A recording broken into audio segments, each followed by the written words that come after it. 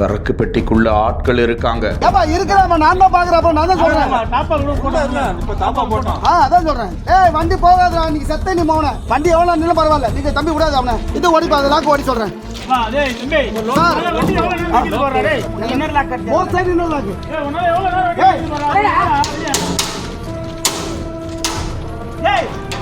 பெட்டியின் கதவை உடைத்து நடந்த திடீர் சோதனை.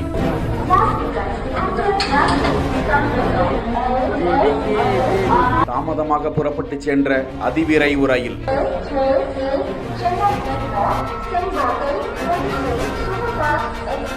சென்னை எழும்பூர் ரயில் நிலையத்தில் இருந்து நெல்லை வரை செல்லும் நெல்லை அதிவிரைவு ரயில் இரவு புறப்பட்டு தாம்பரம் ரயில் நிலையம் வந்த போது ரயிலின் சரக்குகள் ஏற்றப்பட்டிருந்த பெட்டிக்குள் ஆட்கள் இருப்பது போன்ற சத்தம் கேட்டதாக கூறப்படுகிறது. அதிர்ச்சியடைந்த ரயில்வே ஊழியர்கள் போலீசாருக்கு தகவல் தெரிவிக்க அந்த ரயில் செங்கல்பட்டு ரயில் நிலையம் வந்தடைந்தவுடன் சரக்கு பெட்டியினை சோதனை செய்ய திறக்க முயற்சித்த போது பெட்டியின் சாவி இல்லாததால் இந்த பெட்டியின் கதவினை கடப்பாரை கொண்டு உடைத்து ரயில்வே போலீசார் சோதனையிட்டனர். ஆனால் அந்த பெட்டிக்குள் ஆட்கள் யாரும் இல்லை. மேலும் பெட்டியில் உள்ள பார்சல் பொருட்களும் வைத்தபடி இருக்கவே சந்தேகம் தீர்ந்து அந்த ரயிலை போலீசார் அனுப்பி வைத்தனர். இதனால் அரை மணி நேரம் தாமதமாக அந்த ரயில் புறப்பட்டு சென்றது.